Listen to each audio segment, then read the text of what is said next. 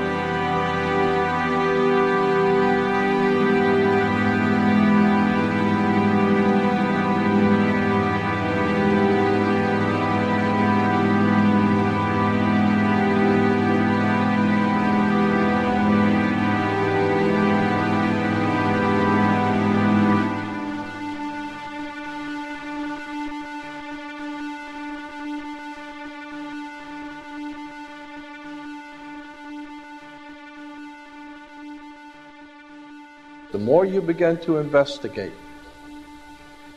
what we think we understand, where we came from, what we think we're doing, the more you begin to see we've been lied to. We've been lied to by every institution. What makes you think for 1 minute that the religious institution is the only one that's never been touched? The religious institutions of this world are at the bottom of the dirt. The religious institutions in this world are put there by the same people who gave you your government, your corrupt education, who set up your international banking cartels, because our masters don't give a damn about you or your family. All they care about is what they have always cared about, and that's controlling the whole damn world. We have been misled away from the true and divine presence in the universe that men have called God. I don't know what God is, but I know what He isn't. And unless and until you are prepared to look at the whole truth, and wherever it may go, whoever it may lead to, if you want to look the other way, or if you want to play favorites, then somewhere along the line you're going to find out you're messing with divine justice. The more you educate yourself, the more you understand where things come from, the more obvious things become, and you begin to see lies everywhere. You have to know the truth and seek the truth, and the truth will set you free.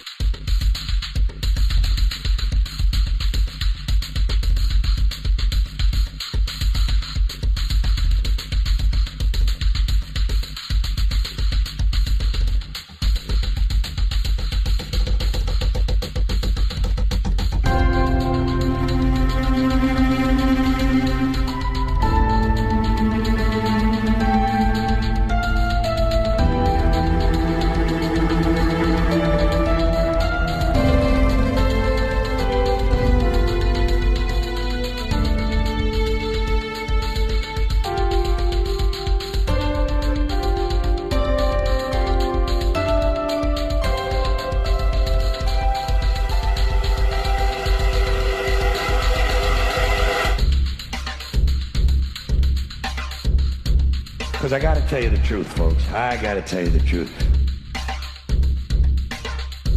When it comes to bullshit, big time, major league bullshit, you have to stand in awe of the all-time champion of false promises and exaggerated claims, religion. Think about it. Religion has actually convinced people that there's an invisible man living in the sky who watches everything you do every minute of every day. And the invisible man has a special list of 10 things he does not want you to do. And if you do any of these 10 things, he has a special place full of fire and smoke and burning and torture and anguish where he will send you to live and suffer and burn and choke and scream and cry forever and ever till the end of time. But he loves you. He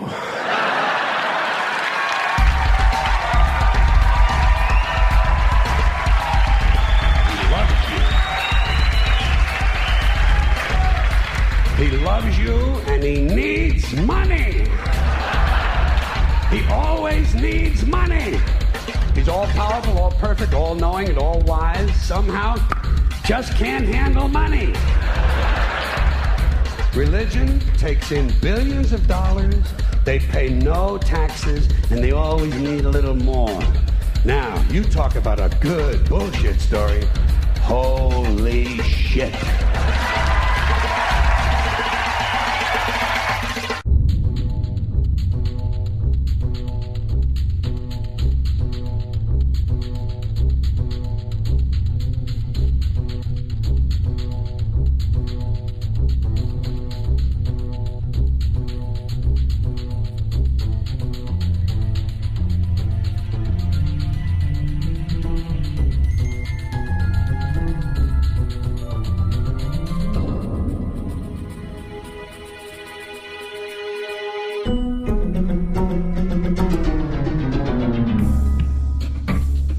This is the sun. As far back as 10,000 BC, history is abundant with carvings and writings reflecting people's respect and adoration for this object. And it is simple to understand why, as every morning the sun would rise, bringing vision, warmth, and security, saving man from the cold, blind, predator-filled darkness of night. Without it, the cultures understood the crops would not grow and life on the planet would not survive. These realities made the sun the most adored object of all time. Likewise, they were also very aware of the stars. The tracking of the stars allowed them to recognize and anticipate events which occurred over long periods of time, such as eclipses and full moons. They in turn cataloged celestial groups into what we know today as constellations. This is the cross of the zodiac, one of the oldest conceptual images in human history. It reflects the sun as it figuratively passes through the 12 major constellations over the course of a year. It also reflects the 12 months of the year, the 4 seasons, and the solstices and equinoxes. The term zodiac relates to the fact that constellations were anthropomorphized, or personified, as figures or animals. In other words, the early civilizations did not just follow the sun and stars, they personified them with elaborate myths involving their movements and relationships. The sun, with its life-giving and saving qualities, was personified as a representative of the unseen creator or God, God's Son, the light of the world, the savior of humankind. Likewise, the 12 constellations represented places of travel for God's Son, and were identified by names, usually representing elements of nature that happened during that period of time. For example, Aquarius, the water bearer, who brings the spring rains.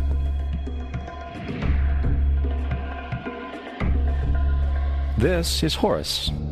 He is the sun god of Egypt of around 3000 BC. He is the sun anthropomorphized, and his life is a series of allegorical myths involving the sun's movement in the sky.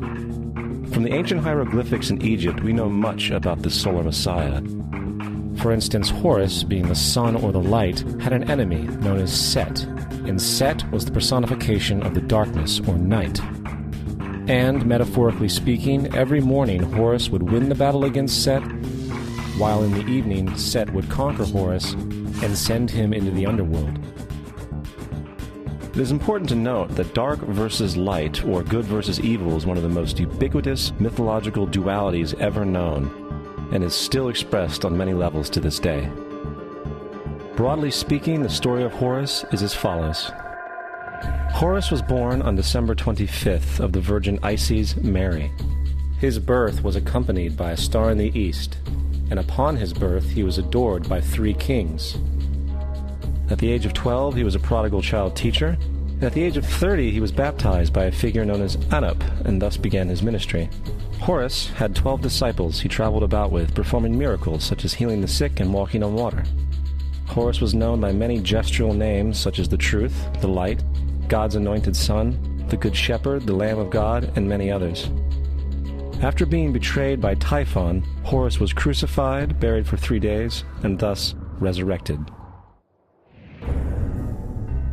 These attributes of Horus, whether original or not, seem to permeate many cultures of the world, for many other gods are found to have the same general mythological structure. Attis of Phrygia, born of the Virgin Nana on December 25th, crucified, placed in a tomb, and after 3 days was resurrected.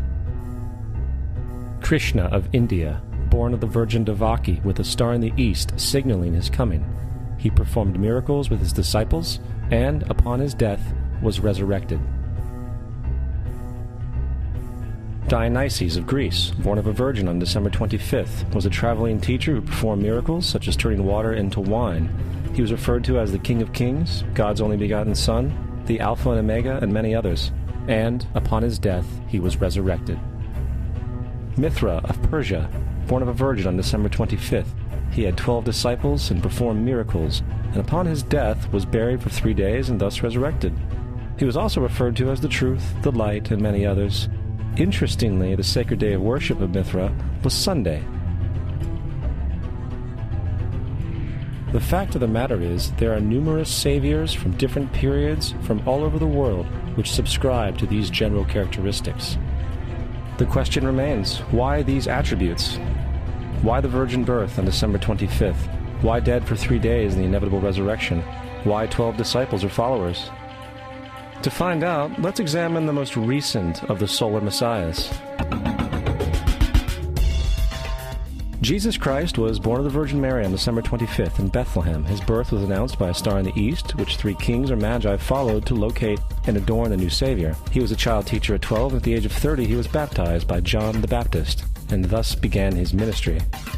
Jesus had 12 disciples, which he traveled about with, performing miracles such as healing the sick, walking on water, raising the dead. He was also known as the King of Kings, the Son of God, the Light of the World, the Alpha and Omega, the Lamb of God, and many, many others. After being betrayed by his disciple Judas and sold for 30 pieces of silver, he was crucified, placed in a tomb, and after 3 days was resurrected and ascended into heaven. First of all, the birth sequence is completely astrological. The star in the east is Sirius, the brightest star in the night sky, which, on December 24th, aligns with the 3 brightest stars in Orion's belt.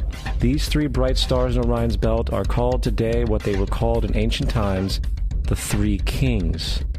And the 3 kings and the brightest star, Sirius, all point to the place of the sunrise on December 25th. This is why the 3 kings follow the star in the east, in order to locate the sunrise, the birth of the sun.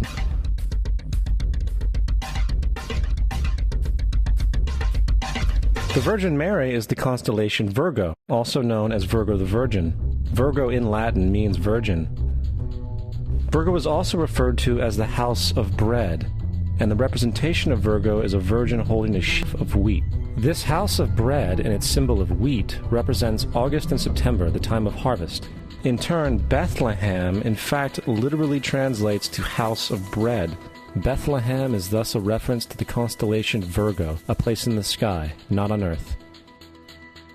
There's another very interesting phenomenon that occurs around December 25th, or the winter solstice. From the summer solstice to the winter solstice, the days become shorter and colder. And from the perspective of the northern hemisphere, the sun appears to move south and get smaller and more scarce. The shortening of the days and the expiration of the crops when approaching the winter solstice symbolize the process of death to the ancients. It was the death of the sun. And by December 22nd, the sun's demise was fully realized, for the sun, having moved south continually for 6 months, makes it to its lowest point in the sky. Here a curious thing occurs. The sun stops moving south, at least perceivably, for 3 days. And during this 3-day pause, the sun resides in the vicinity of the Southern Cross, or Crux, constellation. And after this time, on December 25th, the sun moves 1 degree, this time north, foreshadowing longer days, warmth, and spring. And thus it was said, the sun died on the cross, was dead for 3 days, only to be resurrected or born again. This is why Jesus and numerous other sun gods share the crucifixion, 3-day death, and resurrection concept. It is the sun's transition period before it shifts its direction back into the northern hemisphere, bringing spring and thus salvation. However, they did not celebrate the resurrection of the sun until the spring equinox, or Easter. This is because at the spring equinox the sun officially overpowers the evil darkness, as daytime thereafter becomes longer in duration than the night, and the revitalizing conditions of spring emerge. Now, probably the most obvious of all the astrological symbolism around Jesus regards the 12 disciples. They are simply the 12 constellations of the zodiac, which Jesus, being the sun, travels about with. In fact, the number 12 is replete throughout the Bible.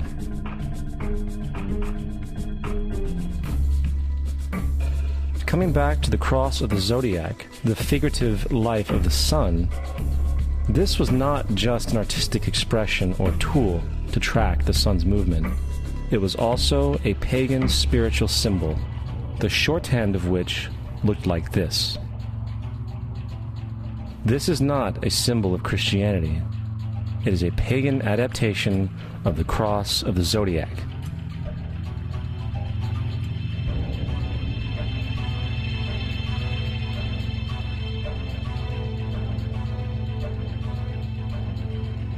This is why Jesus in early occult art is always shown with his head on the cross, for Jesus is the Son of God, the light of the world, the risen Savior, who will come again, as it does every morning, the glory of God, who defends against the works of darkness, as he is born again every morning, and can be seen coming in the clouds, up in heaven, with his crown of thorns or sun rays.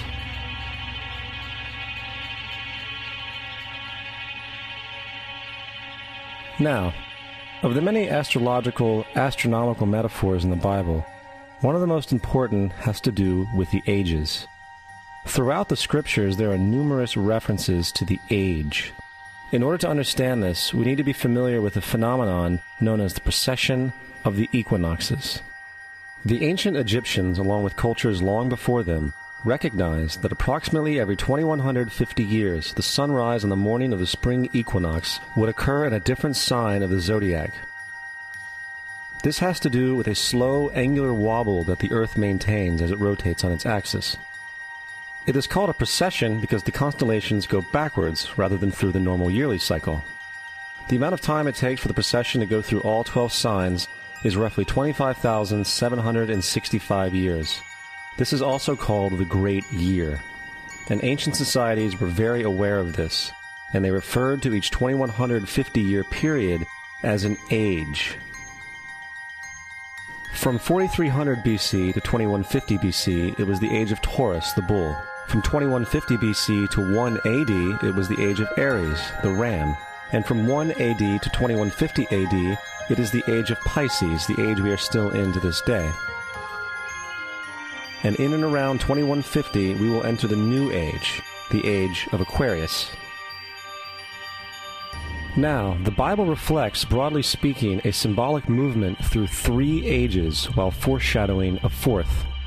In the Old Testament, when Moses comes down Mount Sinai with the 10 Commandments, he is very upset to see his people worshiping a golden bull calf. In fact, he shattered the stone tablets and instructed his people to kill each other in order to purify themselves. Most biblical scholars will attribute this anger to the fact that the Israelites were worshiping a false idol or something to that effect. The reality is, the golden bull is Taurus the bull, and Moses represents the new age of Aries the ram. This is why Jews even today still blow the ram's horn. Moses represents the new age of Aries, and upon the new age, everyone must shed the old age. Other deities mark these transitions as well, such as Mithra, a pre-Christian god who kills the bull in the same symbology. Now Jesus is the figure who ushers in the age following Aries, the age of Pisces, or the 2 fish. Fish symbolism is very abundant in the New Testament. Jesus feeds 5,000 people with bread and 2 fish. When he begins his ministry walking along Galilee, he befriends 2 fishermen who follow him. And I think we have all seen the Jesus fish on the back of people's cars. Little do they know what it actually means. It is a pagan astrological symbolism for the sun's kingdom during the age of Pisces. Also, Jesus' assumed birth date is essentially the start of this age. At Luke 22:10, when Jesus is asked by his disciples where the last Passover would be, Jesus replies, "Behold, when ye are entered into the city, there shall a man meet you, bearing a pitcher of water. Follow him into the house where he entereth in." This scripture is by far one of the most revealing of all the astrological references. The man bearing the pitcher of water is Aquarius, the water bearer, who is always pictured as a man pouring out a pitcher of water. He represents the age after Pisces, and when the sun, God's Son, leaves the age of Pisces, Jesus, it will go into the house of Aquarius, as Aquarius follows Pisces in the precession of the equinoxes. All Jesus is saying is that after the age of Pisces will come the age of Aquarius.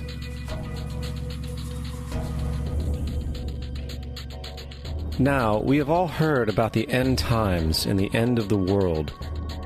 The cartoonish depictions in the book of Revelation aside, The main source of this idea comes from Matthew 28:20, where Jesus says, "I will be with you even to the end of the world." However, in the King James Version, world is a mistranslation, among many mistranslations. The actual word being used is eon, which means age. I will be with you even to the end of the age, which is true, as Jesus' solar Piscean personification will end when the sun enters the age of Aquarius. The entire concept of end times and the end of the world is a misinterpreted astrological allegory. Let's tell that to the approximately 100 million people in America who believe the end of the world is coming. Furthermore, the character of Jesus being a literary and astrological hybrid is most explicitly a plagiarization of the Egyptian sun god Horus. For example, inscribed about 3,500 years ago on the walls at the Temple of Luxor in Egypt are images of the Annunciation, the miracle conception, the birth, and the adoration of Horus. The images begin with Thoth announcing to the Virgin Isis that she will conceive Horus, then Neph, the Holy Ghost, impregnating the Virgin, and then the virgin birth and the adoration. This is exactly the story of Jesus' miracle conception. In fact, the literary similarities between the Egyptian religion and the Christian religion are staggering.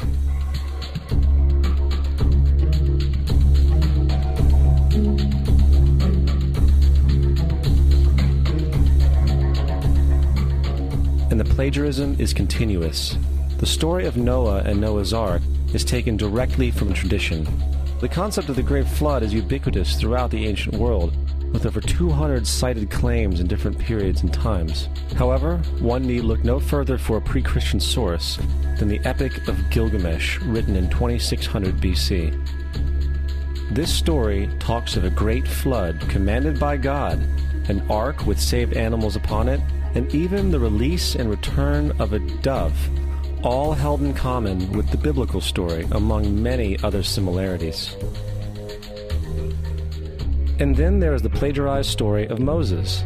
Upon Moses' birth, it is said that he was placed in a reed basket and set adrift in a river in order to avoid infanticide. He was later rescued by a daughter of royalty and raised by her as a prince. This baby in a basket story was lifted directly from the myth of Sargon of Akkad of around 2250 BC. Sargon was born, placed in a reed basket in order to avoid infanticide, and set adrift in a river. He was in turn rescued and raised by Aki, a royal midwife. Furthermore, Moses is known as the lawgiver, the giver of the Ten Commandments, the Mosaic Law. However, the idea of a law being passed from God to a prophet up on a mountain is also a very old motif. Moses is just another lawgiver in a long line of lawgivers in mythological history. In India, Manu was the great lawgiver. In Crete, Minos ascended Mount Dicta, where Zeus gave him the sacred laws, while in Egypt there was Meses, who carried stone tablets and upon them the laws of God were written. Manu, Minos, Meses, Moses. And as far as the Ten Commandments, they are taken outright from spell 125 in the Egyptian Book of the Dead. What the Book of the Dead phrased, "I have not stolen," became "Thou shalt not steal." "I have not killed," became "Thou shalt not kill." "I have not told lies," became "Thou shalt not bear false witness," and so forth. In fact, the Egyptian religion is likely the primary foundational basis for the Judeo-Christian theology. Baptism, afterlife, final judgment, virgin birth, death and resurrection, crucifixion, the Ark of the Covenant, circumcision, saviors, Holy Communion, Great Flood, Easter, Christmas, Passover, and many, many more are all attributes of Egyptian ideas long predating Christianity and Judaism. Justin Martyr, one of the first Christian historians and defenders, wrote, "When we say that he, Jesus Christ, our teacher, was produced without sexual union, was crucified and died and rose again and ascended into heaven, we propound nothing different from what you believe regarding those who you esteem sons of Jupiter." In a different writing, Justin Martyr said, "He was born of a virgin, except this in common with what you believe of Perseus."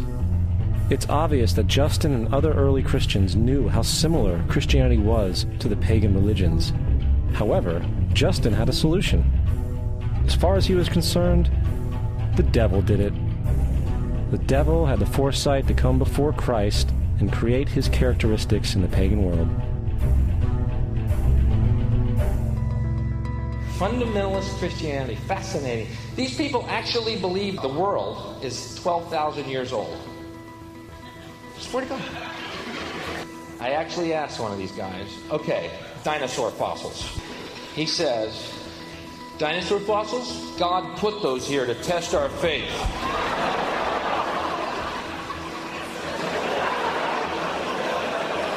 I think God put you here to test my faith, dude.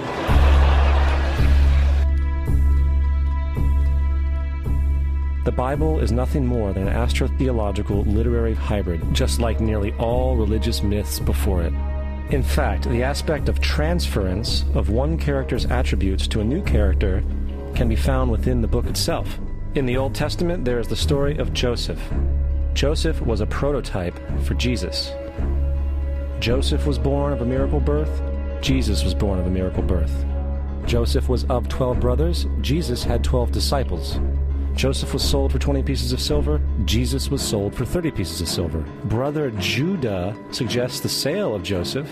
Disciple Judas suggests the sale of Jesus. Joseph began his work at the age of 30. Jesus began his work at the age of 30. The parallels go on and on. Furthermore, is there any non-biblical historical evidence of any person living with the name Jesus, the son of Mary, who traveled about with 12 followers, healing people and the like? There are numerous historians who lived in and around the Mediterranean, either during or soon after the assumed life of Jesus. How many of these historians document this figure? Not one. However, to be fair, that doesn't mean defenders of the historical Jesus haven't claimed the contrary. 4 historians are typically referenced to justify Jesus' existence. Pliny the Younger, Suetonius, and Tacitus are the first 3. Each one of their entries consists of only a few sentences at best, and only referred to Christus or the Christ, which in fact is not a name but a title. It means the Anointed One. The 4th source is Josephus, and this source has been proven to be a forgery for hundreds of years. Sadly, it is still cited as truth. You would think that a guy who rose from the dead and ascended into heaven for all eyes to see and performed the wealth of miracles acclaimed to him would have made it into the historical record. It didn't, because once the evidence is weighed, there are very high odds that the figure known as Jesus did not even exist.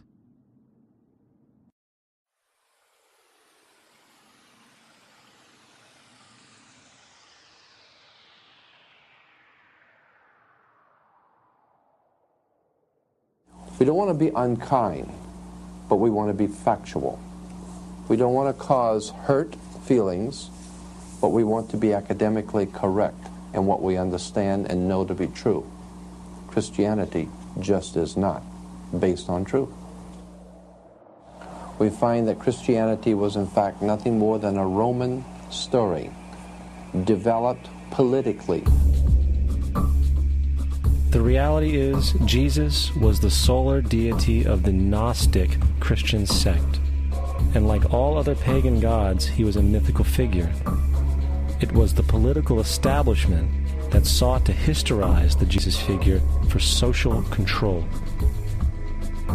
By 325 AD in Rome, Emperor Constantine convened the Council of Nicaea. It was during this meeting that the politically motivated Christian doctrines were established, and thus began a long history of Christian bloodshed and spiritual fraud. And for the next 1600 years, the Vatican maintained a political stranglehold on all of Europe, leading to such joyous periods as the Dark Ages, along with enlightening events such as the Crusades and the Inquisition.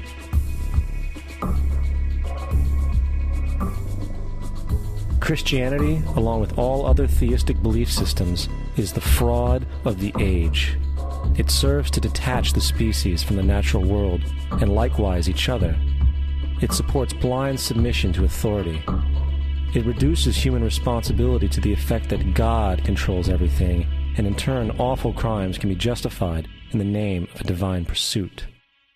And most importantly, it empowers those who know the truth, but use the myth to manipulate and control societies.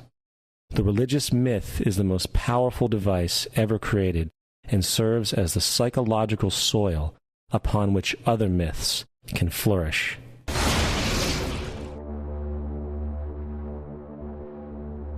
A myth is an idea that, while widely believed, is false. In a deeper sense, in the religious sense, a myth serves as an orienting and mobilizing story for a people. The focus is not on the story's relation to reality, but on its function. A story cannot function unless it is believed to be true in the community or the nation. It is not a matter of debate. If some people have the bad taste to raise the question of the truth of the sacred story, the keepers of the faith do not enter into debate with them. They ignore them or denounce them as blasphemers. It is wrong, blasphemous, and sinful for you to suggest, imply, or help other people come to the conclusion that the U.S. government killed 3,000 of its own citizens.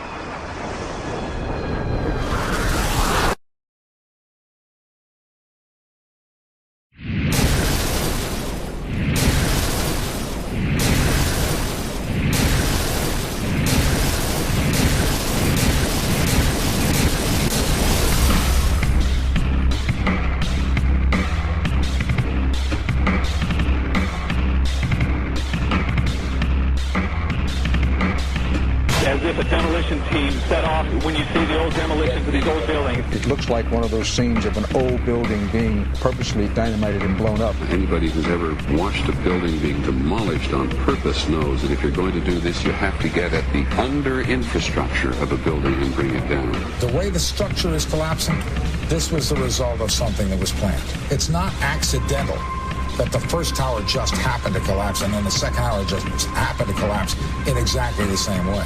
How they accomplished this, we don't know. The building collapsed to dust. You don't find a desk. You don't find a chair. You don't find a telephone, a computer. The biggest piece of a telephone I found was half of the keypad, and it was about this big. What happened to the concrete? The concrete was pulverized from river to river. There was dust powder 2-3 inches thick. The concrete was just pulverized. Reminiscent of those pictures we've all seen too much on television before, when a building was deliberately destroyed by well-placed dynamite to knock it down.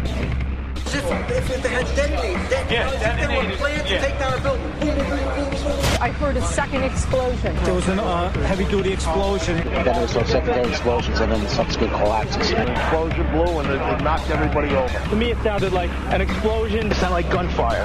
Bang, bang, bang, bang, bang. And then all of a sudden, 3 big explosions. We heard a big explosion coming down. And then the entire top of the building just blew up. We saw some kind of explosion. By the force of the explosions. Big explosion. Blew us back into the 8th floor. Then we get to the lobby. This is a big explosion. The lobby looked as though a bomb had exploded there. A huge explosion now raining debris. It's been a huge explosion. Huge explosion that we all heard and felt. We just witnessed some kind of follow-up explosion. We heard a very loud blast explosion. And a secondary explosion at Tower 1 camp. That is another bomb going off. He thinks that there were actually devices that were planted in the building. Planted in the building.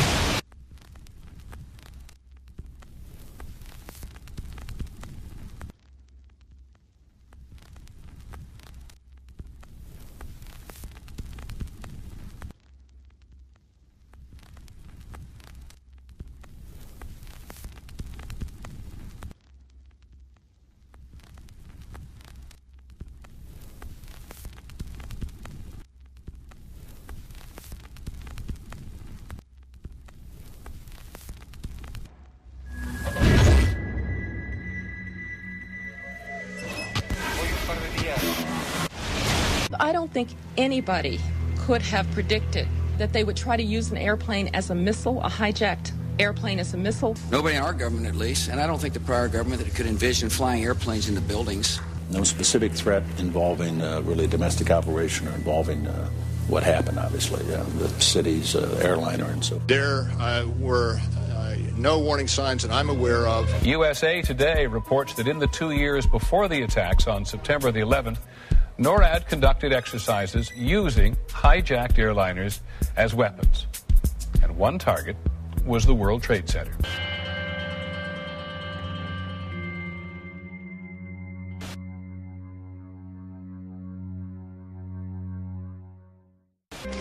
In confidential documents from the Philippines obtained by CNN, the plan was clear. He will board any American commercial aircraft, control its cockpit, and dive it at the CIA headquarters. Other buildings targeted the Pentagon and the World Trade Center. Security in counterterrorism was blinking red, in the words of George Tenet, that the warnings of an imminent attack were so severe that something dramatic should have been done. It was unparalleled. Instead, our president went on a month-long vacation.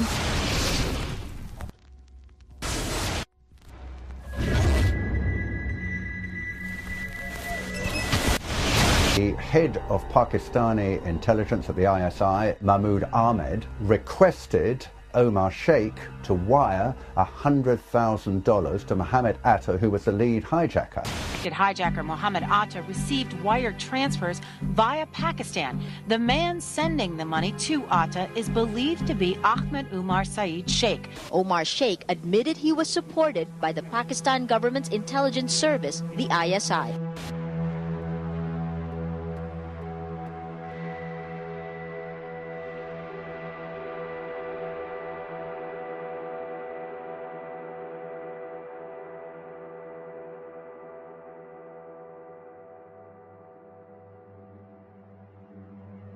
Although we are told that 4 or 5 of the alleged hijackers were on each of the flights. If so, their names should have been on the flight manifests. But the flight manifests that have been released contain neither the names of the alleged hijackers nor any Arab names whatsoever. We know that the men who were supposedly the hijackers had their houses, cars, credit cards paid for by the U.S. government. They were, in truth, agents. Evidence was also apparently planted. The passport of one of the hijackers on Flight 11 was allegedly found in the rubble. Goes through the fireball, through the side of the plane, and comes down the ground unscathed. But something happened. For 6 months, they reported they had this passport. Boy, we've got it. We've got the proof. And then the guy stood up and was alive. Several of these 19 men are still alive.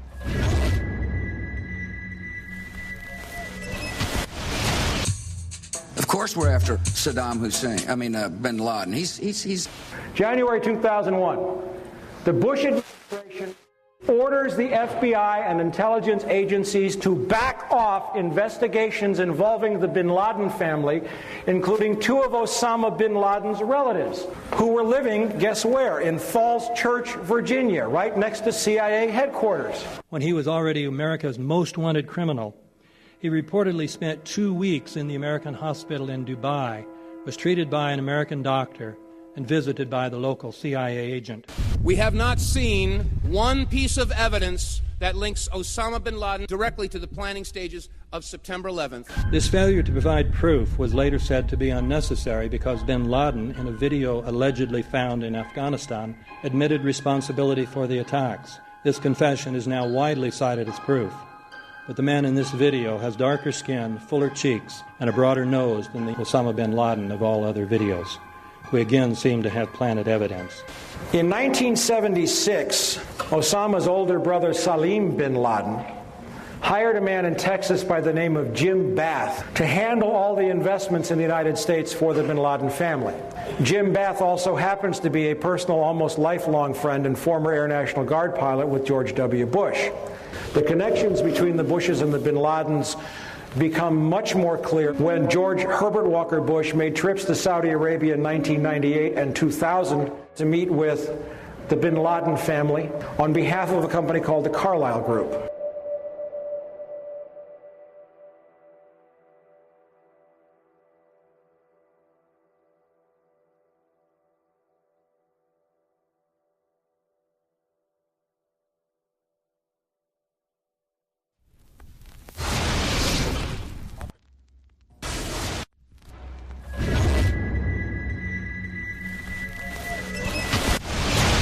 How could anyone fly a 60-ton, 125-foot-wide, 44-foot-tall plane through this obstacle course? The aircraft, before striking the Pentagon, reportedly executed a 270-degree downward spiral, and yet Hani Hanjour was known as a terrible pilot who could not safely fly even a small plane.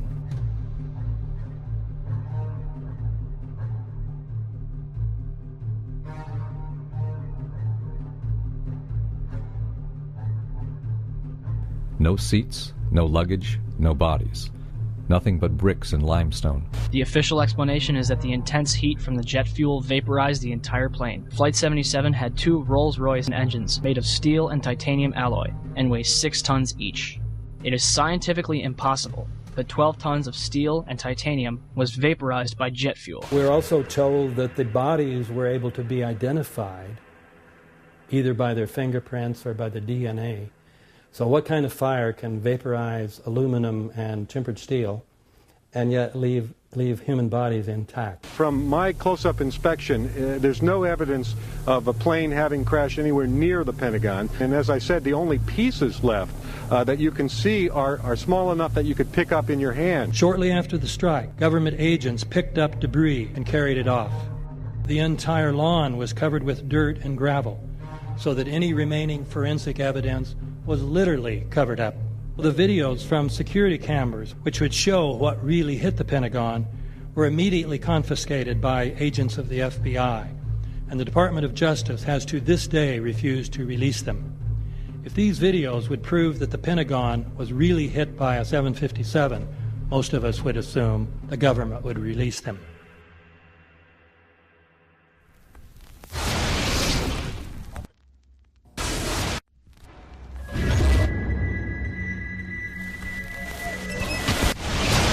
It looks like there's nothing there except for a hole in the ground. Basically, that's right. The only thing you could see from where we were was a big gouge in the earth and some broken trees. We could see some people walking around in the area, but from where we could see, there wasn't much left. Any large pieces of debris at all? No, there was nothing that you could distinguish that a plane had crashed there.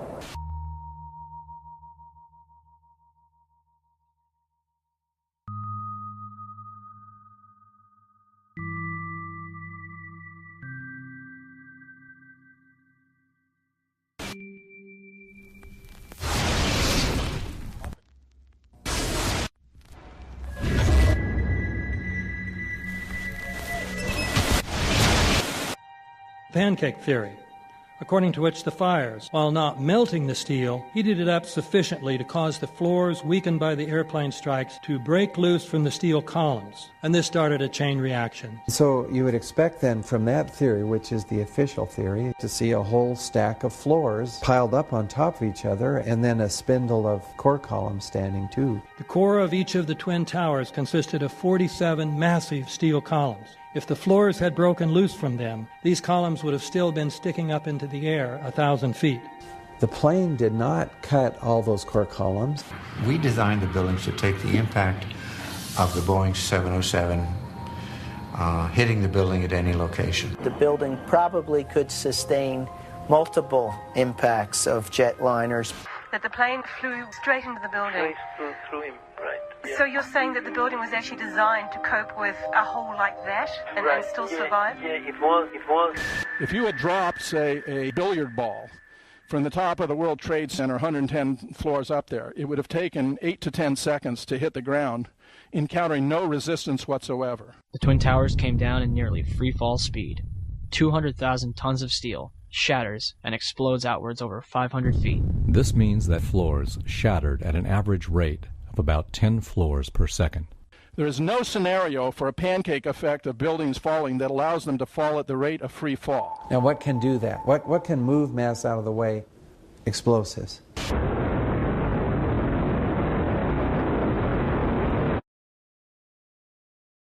"47 huge steel columns going up the core. They're interconnected. How do you get them to fail simultaneously so the core disappears? It looks like those core columns were cut. The way we do this is by cutting the beam at an angle.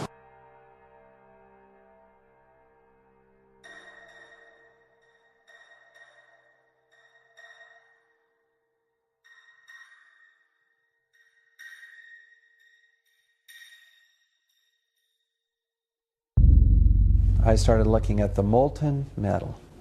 All three buildings, both towers, in the rubble, in the basement areas, and Building 7, there's these pools of molten metal.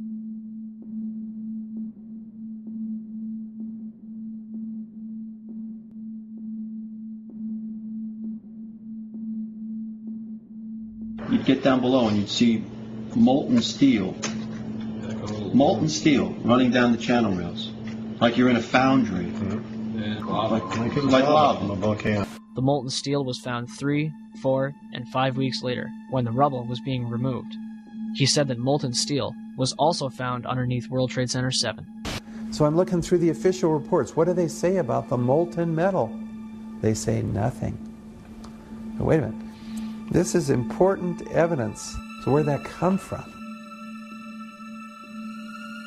Thermite is so hot that it'll just cut through steel, through structural steel, for example, like a knife through butter. The products are molten iron and aluminum oxide, which goes off primarily as a dust. You know those enormous dust clouds? You can imagine when you assemble these chemicals on a large scale.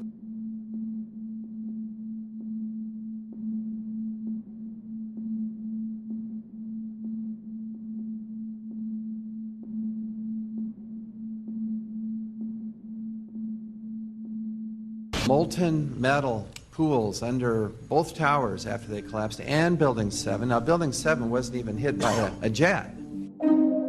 Part of the problem is that most people simply don't know much about Building 7 due to the extraordinary secrecy surrounding this collapse. And this was a 47-story skyscraper. This building fell at 5:25. It was not hit by a plane.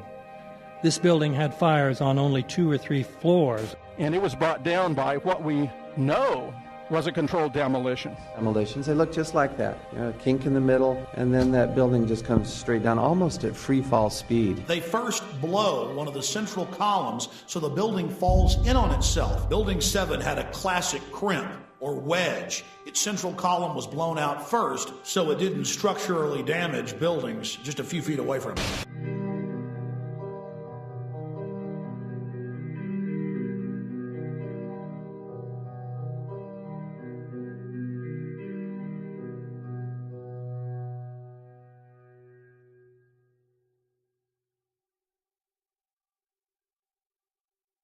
Our office was on the B1 level. As I was talking to a supervisor at 8:46, and all of a sudden we hear, boom!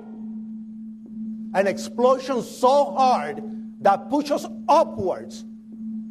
And it came from the basement between the B2 level and the B3 level. And when I went to verbalize, we hear, boom! The impact of the plane on the top. As I'm walking by the main freight corridor building in the corridor, that's when I got blown. I mean, the impact of the explosion threw me to the floor, and that's when everything started happening. All of a sudden, a big impact happened again, and all the ceiling tile was falling down, the light fixtures were falling. You know, you got to go clear across the whole from 1 to 2 World Trade Center, and then all of a sudden, it happened all over again. Something else hit us to the floor. Right in the basement, you felt it. Walls were caving in, everything that was going on. I mean, I know of people that got killed in the basement. I know of people that got broken legs in the basement. People that got reconstructive surgery because the walls hit them in the face.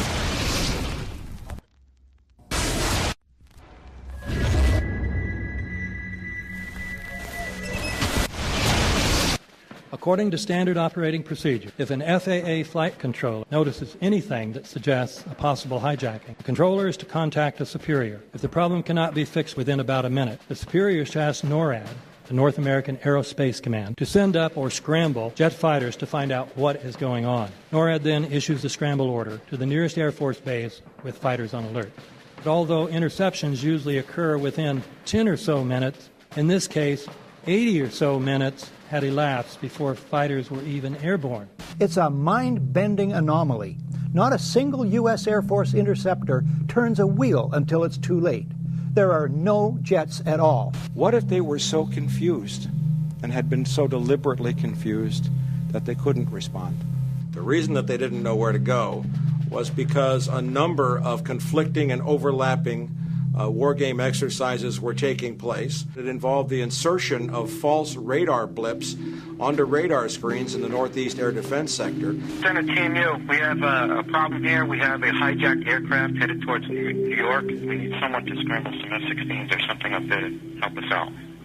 Is this real world or exercise? Is this real world or exercise? There was another exercise, Vigilant Warrior, which was, in fact, according to a NORAD source, a live-fly hijack drill being conducted at the same time. With only 8 available fighter aircraft, and they have to be dispatched in pairs, they were dealing with as many as 22 possible hijacks on the day of 9/11, and they couldn't separate the war game exercises from the actual hijacks.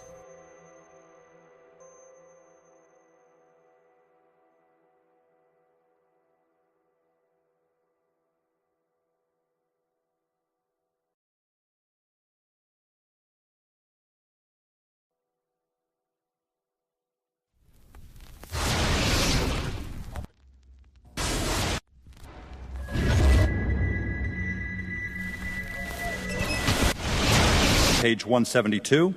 The U.S. government has not been able to determine the origin of the money used for the 9/11 attacks. Ultimately, the question is of little practical significance. The American authorities have not managed to trace the source of the funding. And then the most amazingly disingenuous statement ultimately is it of little consequence. It is of massive consequence. Doesn't it matter who paid for 9/11? The collapse of Building 7 has been recognized as especially difficult to explain. The 9/11 Commission report implicitly admitted that it could not explain the collapse of this building by not even mentioning it. President, why are you and the Vice President insisting on appearing together before the 9/11 Commission? Because the 9/11 Commission wants to ask us questions. That's why we're meeting, and I look forward to meeting with them and answering their questions. Why you're appearing together rather than separately, which was their request? Because it's a good chance for both of us to answer questions that the 9/11 Commission is looking forward to asking us, and I'm looking forward to answering them. Let's see. Do you think they should be able to stand up and speak their own words? They should go under oath. They should be, yeah, in public.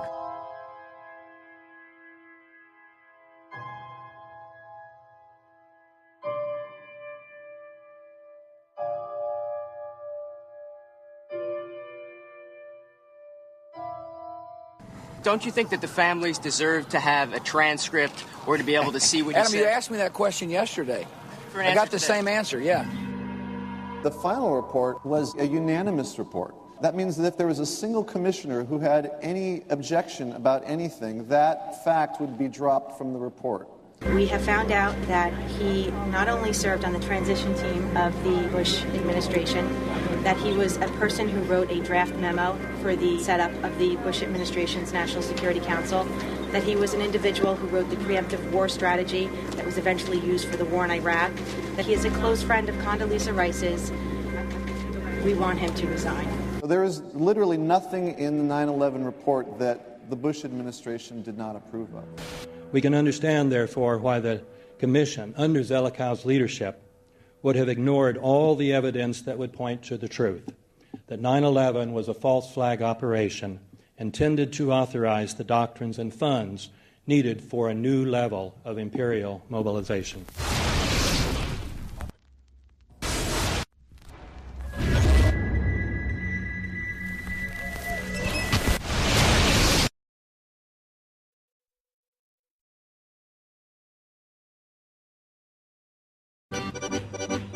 armed with knives, armed with chemical, biological, nuclear weapons. Fanatics, terrorists, September 11th. September 11th, killers, September 11th, terrorists. Terrorists of Al-Qaeda, terrorists, nuclear weapons, terrorists. 9/11, terror, terrorist, evil. September 11th, September 11th. The terrorists, war and danger. September 11th, terrorism, global terrorism, terrorism, terrorists. Terrorists, terrorists, terrorists, terrorists, the terror. Terrorists, terrorists, terrorism. September 11th, global terrorism, terrorists. Terrorism. September 11th, world terrorism, terrorism. September 11th, global terrorism. September the 11th, terror. Weapons of mass destruction. September the 11th, terrorists. The evil terrorists, no.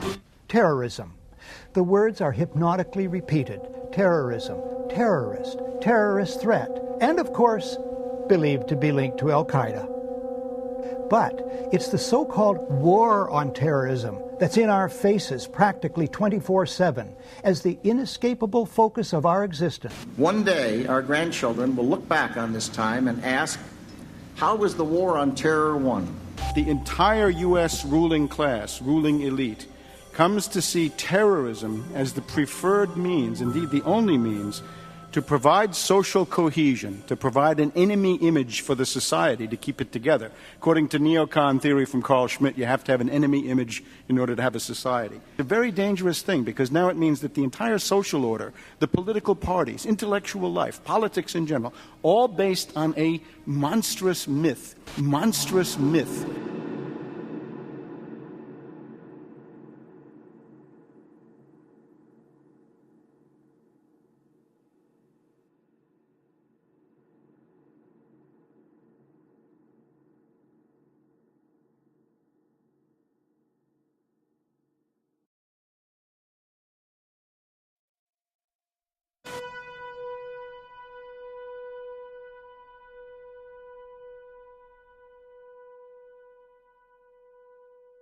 Look, the CIA has done in this country, what they've done to us is unbelievable. Look at the terrorist acts that have occurred. The CIA behind most, if not all of them. We had the Marine barracks. We had our embassy in Kenya. We had Pan Am 103. We had the USS Cole. We had Oklahoma City. We had the World Trade Center in 1993. That helped the terrorists blow up the World Trade Center the first time. They built the bomb. They got the driver's license. The informant, the FBI informant, a fellow named Salam, a 43-year-old former Egyptian army officer, he was given the assignment to put the bomb together. And he went to his supervisor, his FBI supervisor, and said, we're going to put a dummy bomb in here, right? And the FBI supervisor said, no, we're going to put a real bomb. The FBI actually carried out the attack on the World Trade Center in 1993. They actually hired Ahmad Salam and paid him $1 million and gave him real explosives, a detonator, and told him to build a bomb and to give it to the foolish people that he was controlling to allow them to attack the World Trade Center complex. Unfortunately for them, there were only 6 people killed, not enough to pass the legislation. So what happened is 2 years later, April 19, 1995, down comes Oklahoma City Murrah building, 168 people killed. 1 year later, the anti-terrorism legislation that takes away many of our constitutional rights and civil liberties is passed.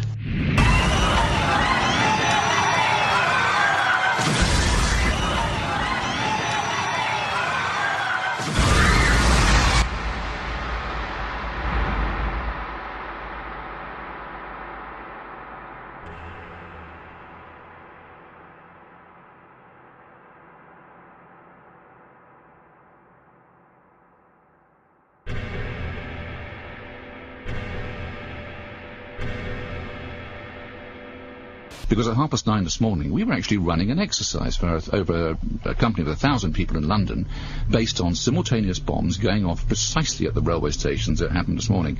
So I still have the hairs on the back of my neck standing upright. To get this quite straight, you were running an exercise to see how you would cope with this, and it happened while you were running the exercise? Precisely.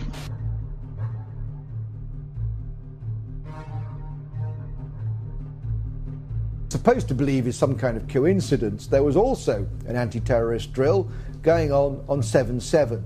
And again, just like 9/11, they were talking about attacks on the same targets, the same kind of tube stations, and exactly the same time as the actual attack happened, providing some kind of cover for what must be operations orchestrated in some way by the state.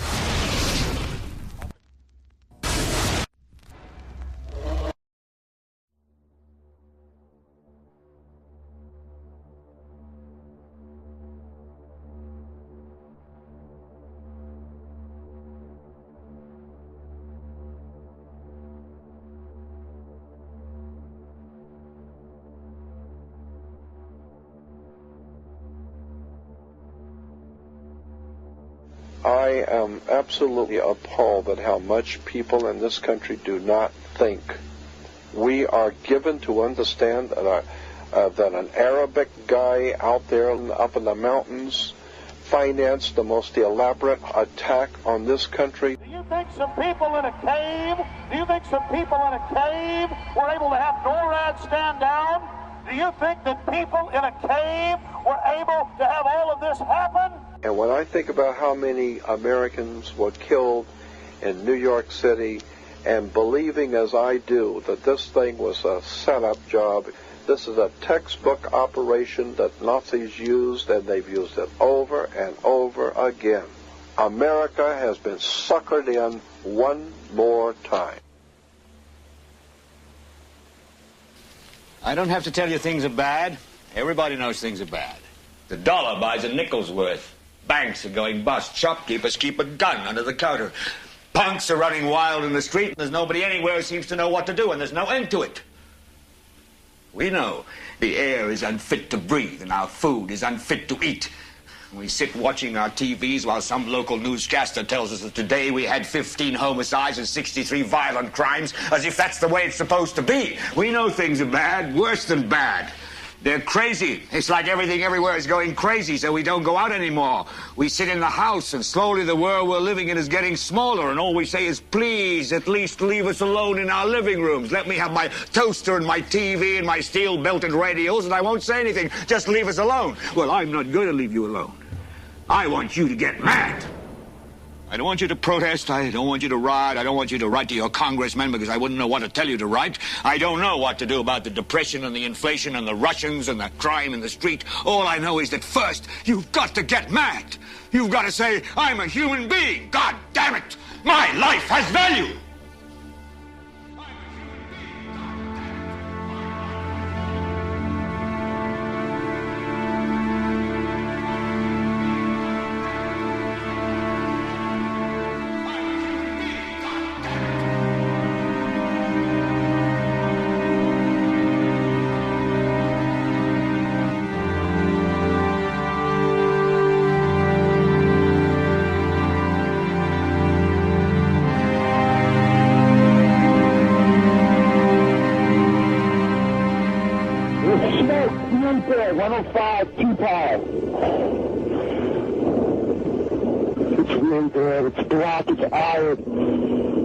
My wife thinks I'm all right. I called her and said I was leaving the building. I was fine, and bang.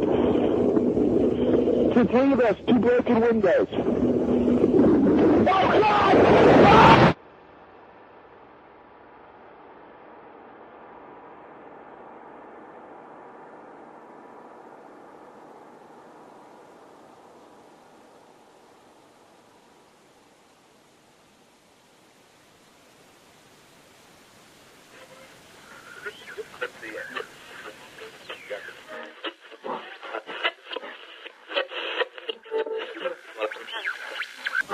When hostilities commenced in Europe in 1939, it was realized that the American people had no intention of entering the war.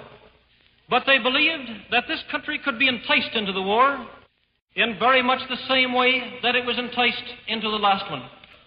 They planned, first, to prepare the United States for foreign war under the guise of American defense. Second, to involve us in the war step by step without our realization.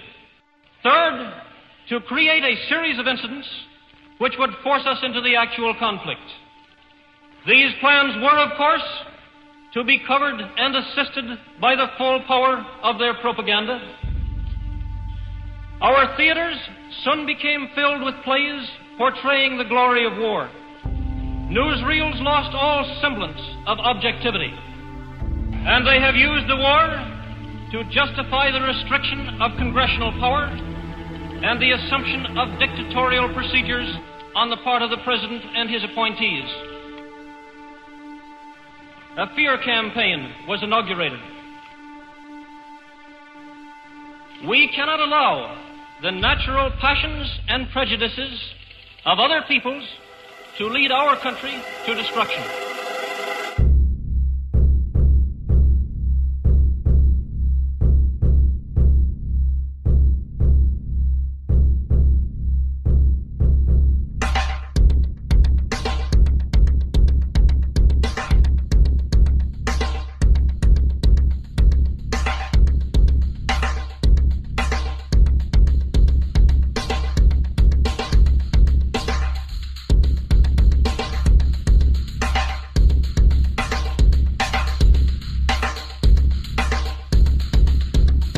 (1775), the American Revolutionary War began as the American colonies sought to detach from England and its oppressive monarchy. Though many reasons are cited for the revolution, one in particular sticks out as the prime cause: that King George III of England outlawed the interest-free, independent currency the colonies were producing and using for themselves, in turn forcing them to borrow money from the Central Bank of England at interest, immediately putting the colonies into debt. And, as Benjamin Franklin later wrote, the refusal of King George III to allow the colonies to operate an honest money system which freed the ordinary man from the clutches of the money manipulators was probably the prime cause of the Revolution. In 1783, America won its independence from England. However, its battle against the central bank concept and the corrupt, greed-filled men associated with it had just begun. So what is a central bank? A central bank is an institution that produces the currency of an entire nation. Based on historical precedent, two specific powers are inherent in central banking practice: the control of interest rates and the control of the money supply, or inflation. The central bank does not simply supply a government's economy with money, it loans it to them at interest. Then, through the use of increasing and decreasing the supply of money, the central bank regulates the value of the currency being issued. It is critical to understand that the entire structure of this system can only produce one thing in the long run: debt. It doesn't take a lot of ingenuity to figure this scam out. For every single dollar produced by the central bank is loaned at interest. That means every single dollar produced is actually the dollar plus a certain percent of debt based on that dollar. And since the central bank has the monopoly over the production of the currency for the entire country, and they loan each dollar out with immediate debt attached to it, where does the money to pay for the debt come from? It can only come from the central bank again, which means the central bank has to perpetually increase its money supply to temporarily cover the outstanding debt created, which in turn, since that new money is loaned out at interest as well, creates even more debt. The end result of this system without fail is slavery, for it is impossible for the government and thus the public to ever come out of the self-generating debt. The founding fathers of this country were well aware of this.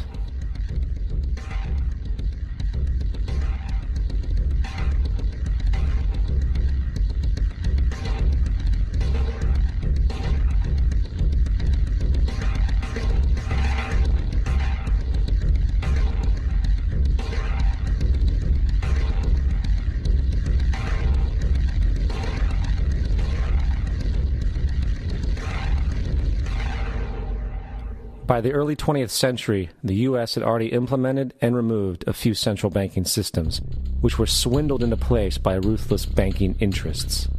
At this time, the dominant families in the banking and business world were the Rockefellers, the Morgans, the Warburgs, the Rothschilds. And in the early 1900s, they sought to push, once again, legislation to create another central bank. However, they knew the government and public were very weary of such an institution, so they needed to create an incident to affect public opinion. So, J.P. Morgan, publicly considered a financial luminary at the time, exploited his mass influence by publishing rumors that a prominent bank in New York was insolvent or bankrupt. Morgan knew this would cause mass hysteria, which would affect other banks as well. And it did. The public, in fear of losing their deposits, immediately began mass withdrawals. Consequently, the banks were forced to call in their loans, causing the recipients to sell their property, and thus a spiral of bankruptcies, repossessions, and turmoil emerged. Putting the pieces together a few years later, Frederick Allen of Life magazine wrote, "The Morgan interests took advantage to precipitate the panic, guiding it shrewdly as it progressed." Unaware of the fraud, the Panic of 1907 led to a congressional investigation headed by Senator Nelson Aldrich, who had intimate ties to the banking cartels and later became part of the Rockefeller family through marriage. The commission, led by Aldrich, recommended a central bank should be implemented so a panic like 1907 could never happen again. This was the spark the international bankers needed to initiate their plan. In 1910, a secret meeting was held at a J.P. Morgan estate on Jekyll Island off the coast of Georgia. It was there that the central banking bill called the Federal Reserve Act was written. This legislation was written by bankers, not lawmakers. This meeting was so secretive, so concealed from government and public knowledge that the 10 or so figures who attended disguised their names when en route to the island. After this bill was constructed, it was then handed over to their political frontman, Senator Nelson Aldrich, to push through Congress. And in 1913, with heavy political sponsorship by the bankers, Woodrow Wilson became president, having already agreed to sign the Federal Reserve Act in exchange for campaign support. And 2 days before Christmas, when most of Congress was at home with their families, the Federal Reserve Act was voted in, and Wilson in turn made it law. Later, Woodrow Wilson wrote, in regret,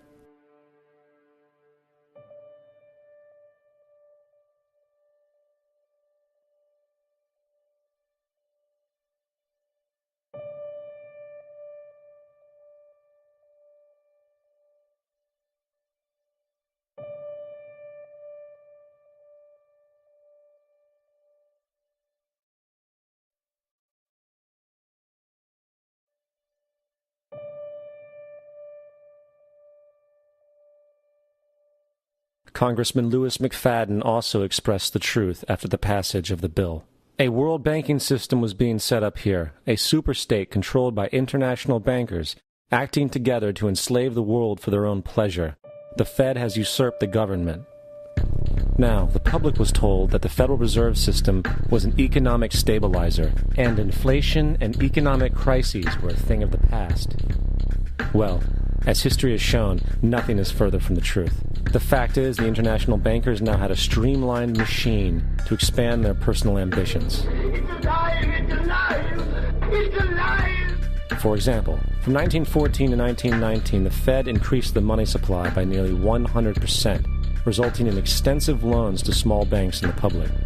Then, in 1920, the Fed called in mass percentages of the outstanding money supply, thus resulting in the supporting banks having to call in huge numbers of loans, and, just like 1907, bank runs, bankruptcy, and collapse occurred.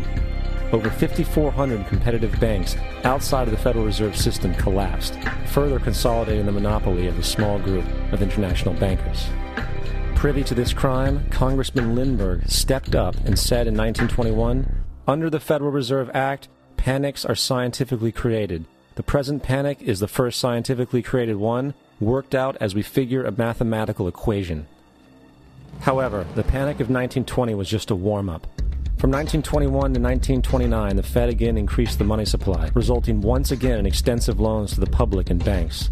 There was also a fairly new type of loan called a margin loan in the stock market. Very simply, the margin loan allowed an investor to put down only 10% of a stock's price, with the other 90% being loaned through the broker. In other words, a person could own $1,000 worth of stock with only $100 down. This method was very popular in the roaring 1920s, as everyone seemed to be making money in the market. However, there was a catch to this loan. It could be called in at any time and had to be paid within 24 hours. This is termed a margin call, and the typical result of a margin call is the selling of the stock purchased with the loan. So, a few months before October in 1929, J.D. Rockefeller, Bernard Baruch, and other insiders quietly exited the market, and on October 24, 1929, the New York financiers who furnished the margin loans started calling them in masse. This sparked an instantaneous, massive sell-off in the market, for everyone had to cover the margin loans. It then triggered mass bank runs for the same reason, in turn collapsing over 16,000 banks, enabling the conspiring international bankers to not only buy up rival banks at a discount, but to also buy up whole corporations at pennies on the dollar. It was the greatest robbery in American history. But that didn't stop there. Rather than expanding the money supply in order to recover from this economic collapse, the Fed actually contracted it, fueling one of the largest depressions in history. Once again outraged, Congressman Louis McFadden, a longtime opponent of the banking cartels, began bringing impeachment proceedings against the Federal Reserve Board, saying of the crash and depression, it was a carefully contrived occurrence. International bankers sought to bring about a condition of despair so that they might emerge the rulers of us all. Not surprisingly, and after 2 previous assassination attempts, McFadden was poisoned at a banquet before he could push for the impeachment. Now, having reduced the society to squalor, the Federal Reserve bankers decided that the gold standard should be removed. In order to do this, they needed to acquire the remaining gold in the system. So, under the pretense of helping to end the Depression, came the 1933 gold seizure. Under the threat of imprisonment for 10 years, everyone in America was required to turn in all gold bullion to the Treasury, essentially robbing the public of what little wealth they had left. And at the end of 1933, the gold standard was abolished. If you look at a dollar bill from before 1933, it says it is redeemable in gold. You look at a dollar bill today, it says it is legal tender, which means it is backed by absolutely nothing. It is worthless paper. The only thing that gives our money value is how much of it is in circulation. Therefore, the power to regulate the money supply is also the power to regulate its value, which is also the power to bring entire economies and societies to its knees.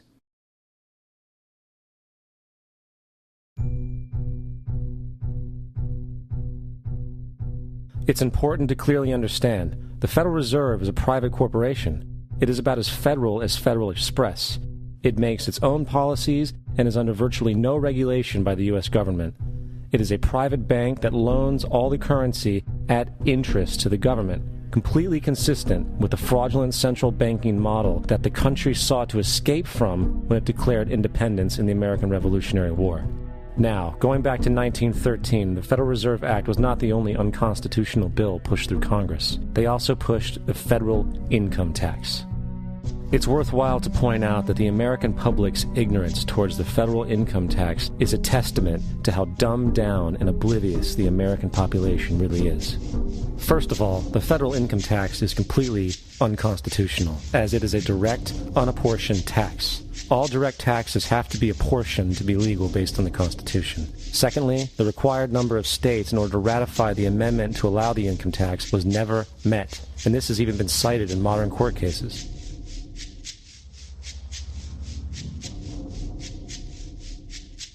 Third, at the present day, roughly 25% of the average worker's income is taken via this tax.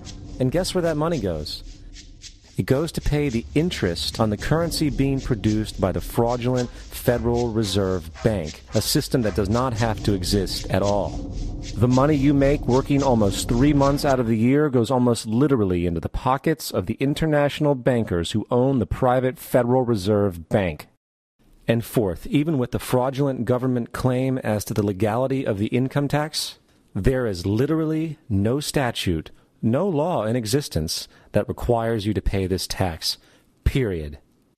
I really expected that, of course, there's a law that you can point to in the law book, the code, that requires you to file a tax return. Of course there is. I was at that point where I couldn't find the statute that clearly made a person liable.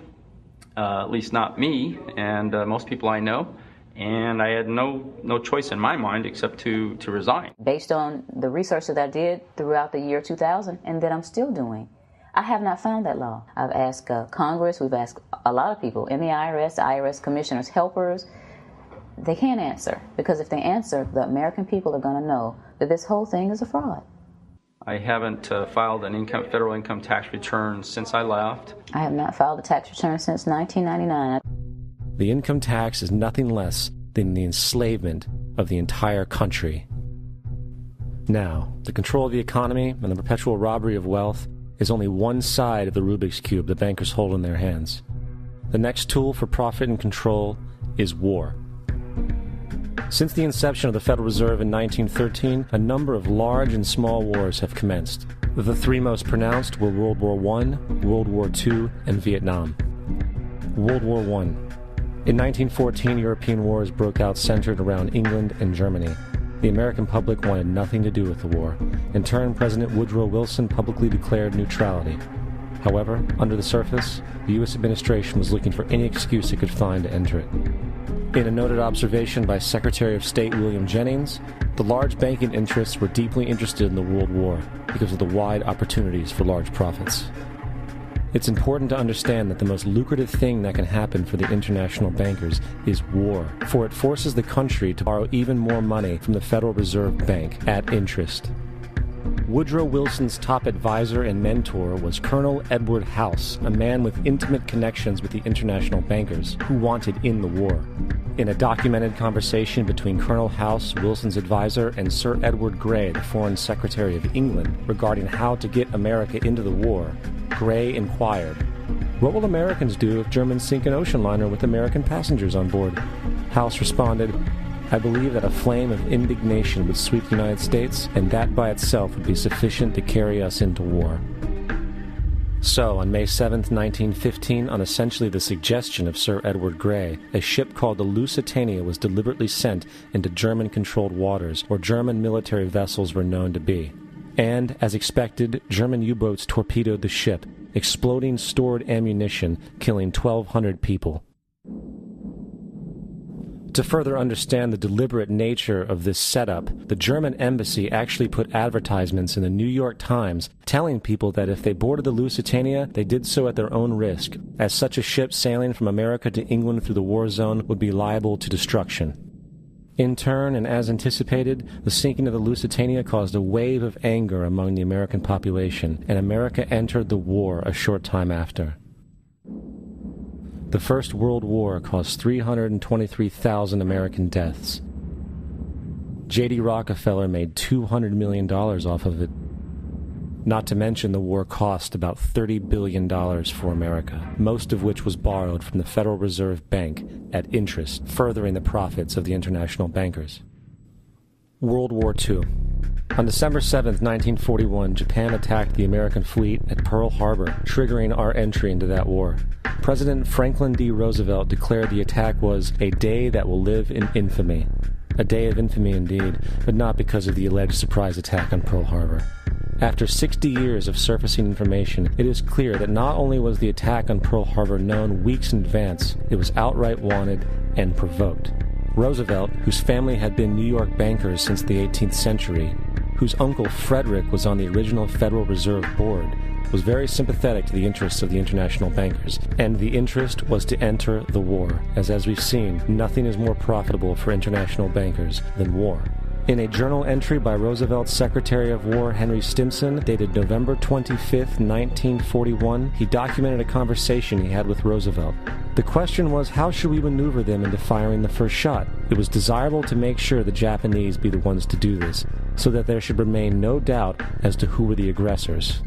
In the months leading up to the attack on Pearl Harbor, Roosevelt had done almost everything in his power to anger the Japanese, showing a posture of aggression. He halted all of Japan's imports of American petroleum. He froze all the Japanese assets in the United States. He made public loans to nationalist China and supplied military aid to the British, both enemies of Japan in the war, which, by the way, is completely in violation of international war rules. And on December 4th, 3 days before the attack, Australian intelligence told Roosevelt about a Japanese task force moving towards Pearl Harbor. Roosevelt ignored it. So, as hoped and allowed, on December 7th, 1941, Japan attacked Pearl Harbor, killing 2,400 soldiers. Before Pearl Harbor, 83% of the American public wanted nothing to do with the war. After Pearl Harbor, 1 million men volunteered for the war. It is important to note, Nazi Germany's war effort was largely supported by two organizations, one of which was called IG Farben. IG Farben produced 84% of Germany's explosives, and even the Zyklon B used in the concentration camps to kill millions. One of the unspoken partners of IG Farben was J.D. Rockefeller's Standard Oil Company in America. In fact, the German Air Force could not operate without a special additive patented by Rockefeller Standard Oil. The drastic bombing of London by Nazi Germany, for example, was made possible by a $20 million sale of fuel to IG Farben by the Rockefeller Standard Oil Company. This is just one small point on the topic of how American business funded both sides of World War II. One other treasonous organization worth mentioning is the Union Banking Corporation of New York City. Not only did it finance numerous aspects of Hitler's rise to power, along with actual materials during the war, it was also a Nazi money laundering bank, which was eventually exposed for having millions of dollars of Nazi money in its vaults. The Union Banking Corporation of New York was eventually seized for violations of the Trading with the Enemy Act. Guess who the director and vice president of the Union Bank was? Prescott Bush, our current president's grandfather, and of course our former president's father. Keep that in mind when considering the moral and political dispositions of the Bush family. Vietnam. The United States' official declaration of war on North Vietnam in 1964 came after an alleged incident involving 2 U.S. destroyers being attacked by North Vietnamese PT boats in the Gulf of Tonkin. This was known as the Gulf of Tonkin Incident. This single situation was the catalytic pretext for massive troop deployment and full-fledged warfare. One problem, however, the attack on the U.S. destroyers by Vietnamese PT boats never happened. It was a completely staged event to have an excuse to enter the war. Former Secretary of Defense Robert McNamara stated years later that the Gulf of Tonkin incident was a mistake, while many other insiders and officers have come forward, relaying that it was a contrived farce, a complete lie. Once in the war, it was business as usual. In October 1966, President Lyndon Johnson lifted trading restrictions on the Soviet bloc, knowing full well that the Soviets were providing upwards of 80% of North Vietnam's war supplies. Consequently, Rockefeller interests financed factories in the Soviet Union, which the Soviets used to manufacture military equipment and send it to North Vietnam. However, the funding of both sides of this conflict was only one side of the coin. In 1985, Vietnam's rules of engagement were declassified. This detailed what American troops were and were not allowed to do in the war. It included absurdities like North Vietnamese anti-aircraft missile systems could not be bombed until they were known to be fully operational. No enemy could be pursued once they crossed the border of Laos or Cambodia. And most revealing of all, the most critical strategic targets were not allowed to be attacked unless initiated by high military officials. Apart from these imposed ludicrous limitations, North Vietnam was informed of these restrictions and therefore could base entire strategies around the limitations of the American forces. This is why the war went on so long. And the bottom line is this: the Vietnam War was never meant to be won, just sustained.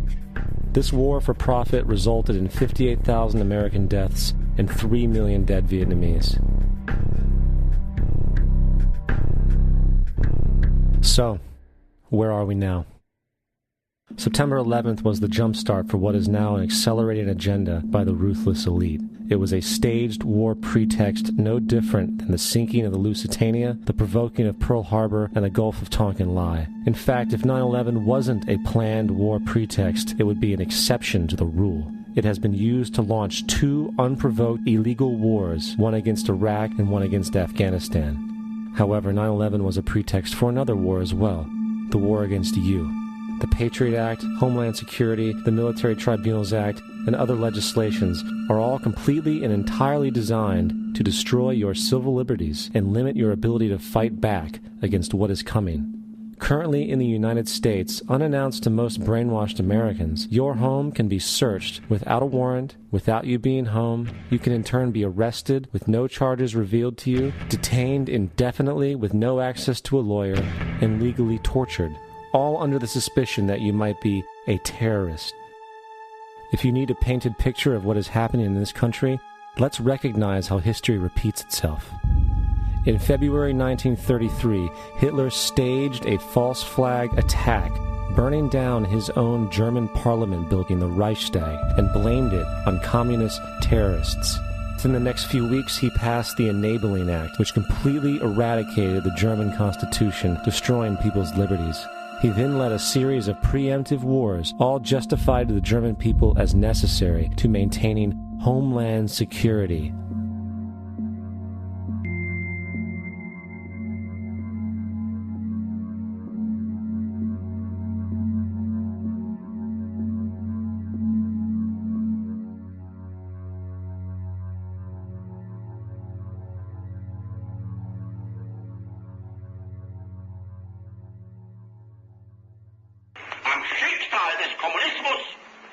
werde ich mit ihm verprügeln mit anderen Organisationen. Ändert dies nichts. Our enemy is a radical network of terrorists and every government that supports them. It's time to wake up. The people in power go out of their way to make sure that you are perpetually misled and manipulated.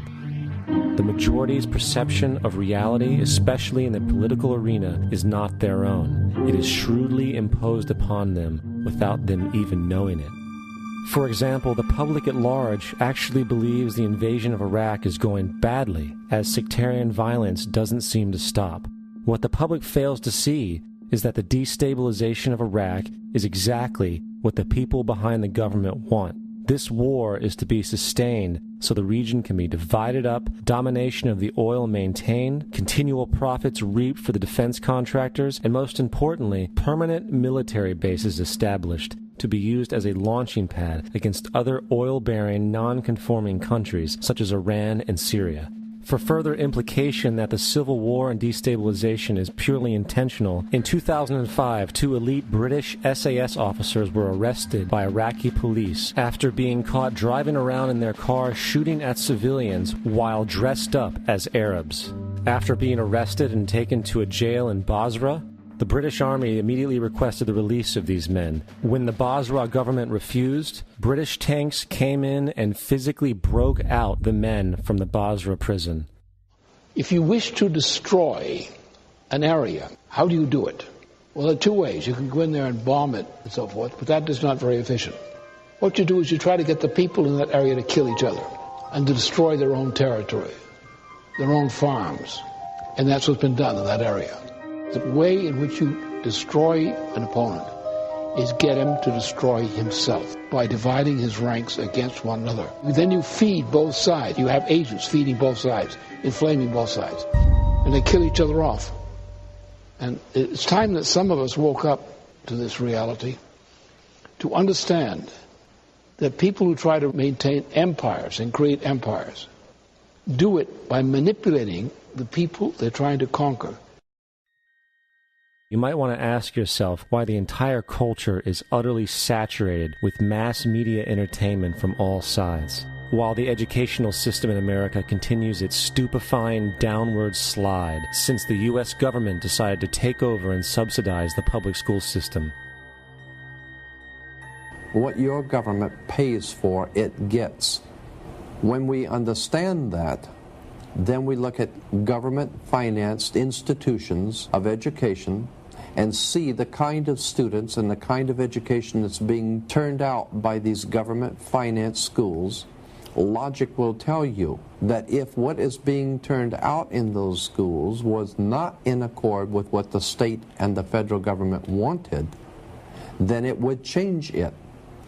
The bottom line is that the government is getting what they have ordered. They do not want your children to be educated. They do not want you to think too much. That is why our country and our world has become so proliferated with entertainments, mass media, television shows, amusement parks, drugs, alcohol, and every kind of entertainment to keep the human mind entertained, so that you don't get in the way of important people by doing too much thinking. You had better wake up and understand that there are people who are guiding your life and you don't even know it. We're in a lot of trouble because you people and 62 million other Americans are listening to me right now, because less than 3% of you people read books, because less than 15% of you read newspapers, because the only truth you know is what you get over this tube. Right now, there is an entire generation that never knew anything that didn't come out of this tube. This tube is the gospel, the ultimate revelation. This tube can make or break presidents, popes, prime ministers, this tube is the most awesome goddamn force in the whole godless world. And woe is us if it all falls into the hands of the wrong people. And when the largest company in the world controls the most awesome goddamn propaganda force in the whole godless world, who knows what shit will be peddled for truth on this network. So you listen to me. Listen to me. Television is not the truth. Television is a goddamn amusement park. Television is a circus, a carnival, a traveling troupe of acrobats, storytellers, dancers, singers, jugglers, sideshow freaks, lion tamers, and football players. We're in the boredom-killing business. But you people sit there day after day, night after night, all ages, colors, creeds. We're all you know. You're beginning to believe the illusions we're spinning here. You're beginning to think that the tube is reality and that your own lives are unreal. You do whatever the tube tells you. You dress like the tube. You eat like the tube. You raise your children like the tube. You even think like the tube. This is mass madness, you maniacs. In God's name, you people are the real thing. We are the illusion. The last thing the men behind the curtain want is a conscious, informed public capable of critical thinking, which is why a continually fraudulent zeitgeist is output via religion, the mass media, and the educational system. They seek to keep you in a distracted, naive bubble, and they are doing a damn good job of it. In 2005, an arrangement between Canada, Mexico, and the United States was made. This arrangement, unannounced to the public, unregulated by Congress, merges the United States, Mexico, and Canada into one entity, erasing all borders. It's called the North American Union, and you might want to ask yourself why you've never heard of this. In fact, there is only one mainstream reporter who has actually heard of and has had the courage to cover this issue. The Bush administration's open borders policy and its decision to ignore the enforcement of this country's immigration laws is part of a broader agenda. President Bush signed a formal agreement that will end the United States as we know it, and he took the step without approval from either the U.S. Congress or the people of the United States. It's a deal that few have even heard of. It's being done again by very few people at the very top on behalf of the investment class, but the working class of people, political officials across our country, from communities, from cities and so forth, they don't know anything about this. This isn't some trade agreement. It is a total removal of sovereignty from these countries, which will also result in a completely new currency called the Amero. Fall. Apart from that, I think one thing people who are dollar-based need to focus on is the Amero. That's the one thing nobody's talking about that I think is going to have a big impact on everybody's life in Canada, the U.S., and Mexico. The Amero is the proposed new currency for the North American community, which is being developed right now between Canada, the U.S., and Mexico to make a borderless community, much like the EU, and the dollar, Canadian dollar, U.S. dollar, and the Mexican peso replaced by the Amero. By default of this agreement, the American Constitution will eventually be obsolete. You would think that a situation like this would be on the cover of every major newspaper.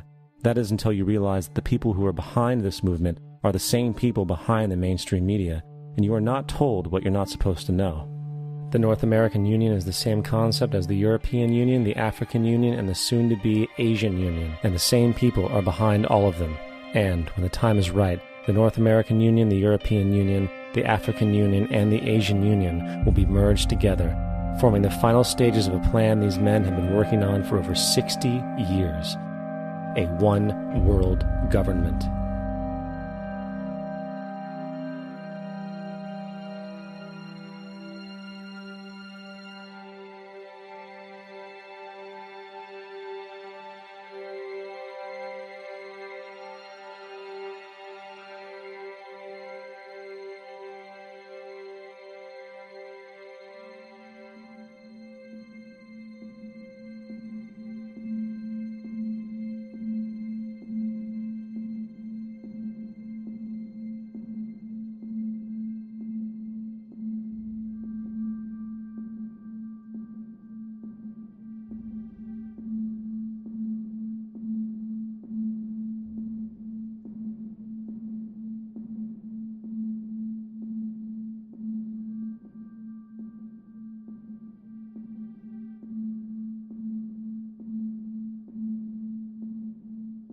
One bank, one army, one center of power.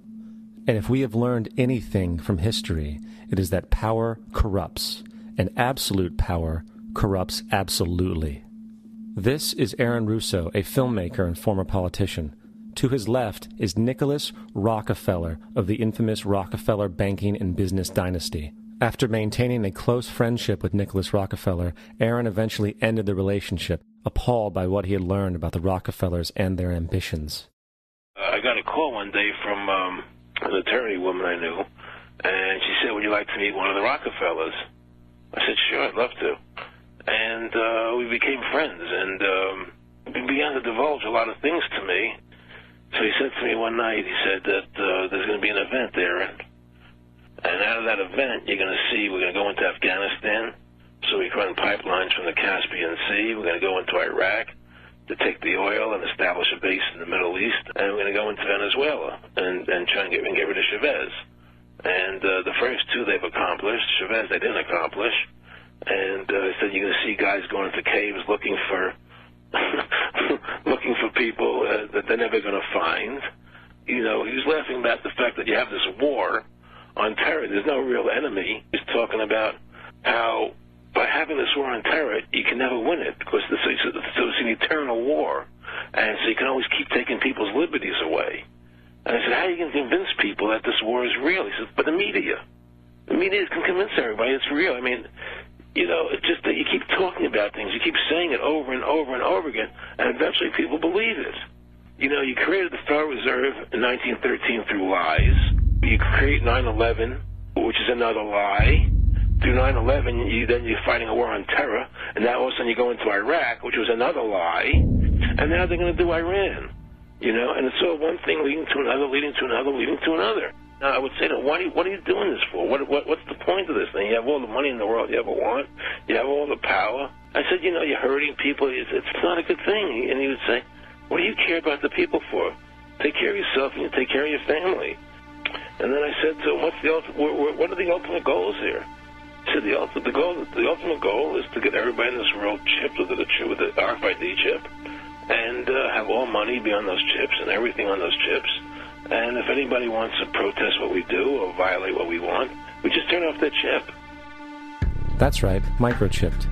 In 2005, Congress, under the pretense of immigration control and the so-called war on terrorism, passed the Real ID Act, under which it is projected by May 2008, you will be required to carry around a federal identification card, which includes on it a scannable barcode with your personal information. However, this barcode is only an intermediary step before the card is equipped with a VeriChip RFID tracking module, which will use radio frequencies to track your every move on the planet. If this sounds foreign to you, please note that the RFID tracking chip is already in all new American passports. And the final step is the implanted chip, which many people have already been manipulated into accepting under different pretenses.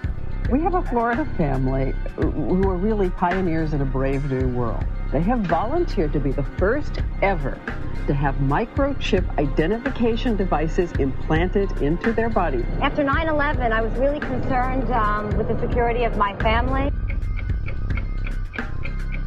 I wouldn't mind having something planted permanently in my arm that would identify me. In the end, everybody will be locked into a monitored control grid where every single action you perform is documented. And if you get out of line, they can just turn off your chip, for at that point in time, every single aspect of society will revolve around interactions with the chips. This is the picture that is painted for the future if you open your eyes to see it. A centralized one-world economy where everyone's moves and everyone's transactions are tracked and monitored, all rights removed. The most incredible aspect of all. These totalitarian elements will not be forced upon the people. The people will demand them. For the social manipulation of society through the generation of fear and division has completely detached humans from their sense of power and reality. A process which has been going on for centuries, if not millennia. Religion, patriotism, race, wealth, class, and every other form of arbitrary, separatist identification and thus conceit has served to create a controlled population, utterly malleable in the hands of the few. Divide and conquer is the motto, and as long as people continue to see themselves as separate from everything else, they lend themselves to being completely enslaved. The men behind the curtain know this, and they also know that if people ever realize the truth of their relationship to nature and the truth of their personal power, the entire manufactured zeitgeist they prey upon will collapse like a house of cards.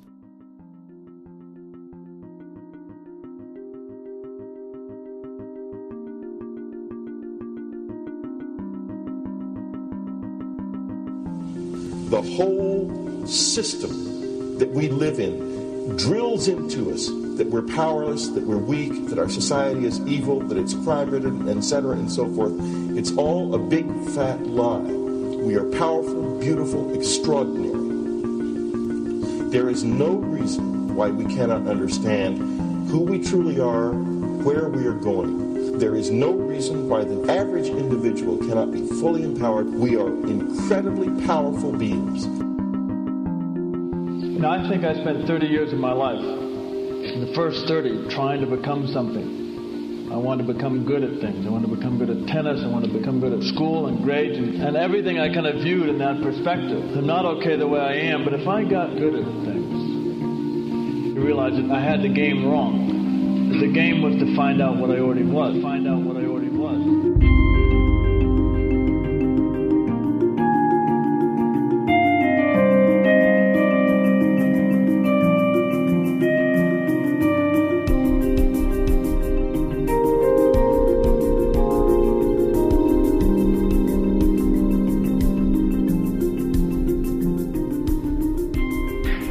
Culture, we've been trained for individual differences to stand out.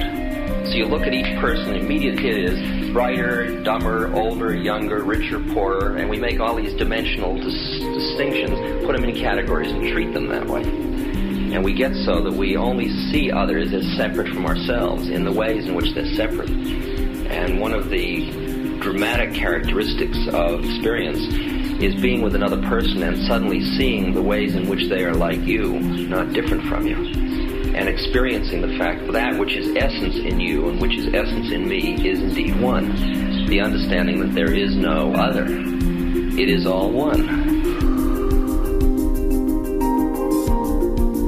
And I wasn't born Richard Albert. I was just born as a human being. And then I learned this whole business of who I am and whether I'm good or bad or achieving or not. All that's learned along the way.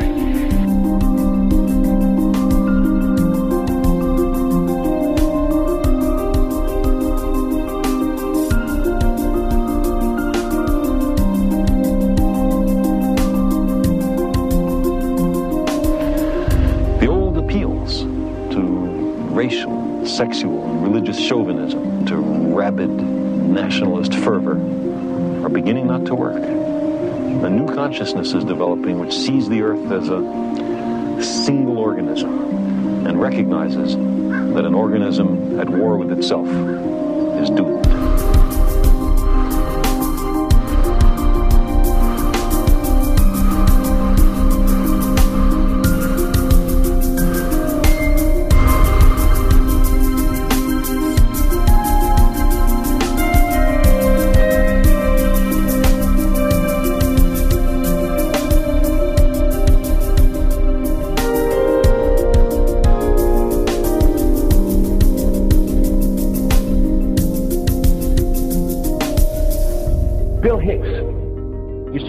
Shows with this.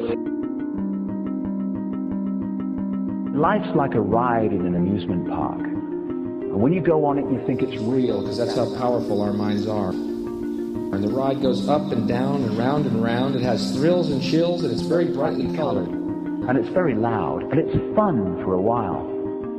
Some have been on the ride for a long time, and they begin to question, is this real, or is this just a ride?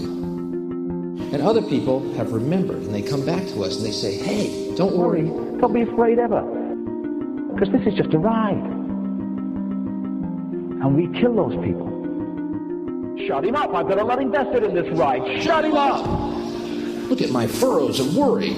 Look at my big bank account. My family. This has to be real. It's just a ride. But we will kill those good guys who try and tell us that. You ever notice that? And let the demons run amok? But it doesn't matter, because it's just a ride, and we can change it anytime we want. It's only a choice. No effort, no work, no job, no savings of money. Just a choice right now between fear and love.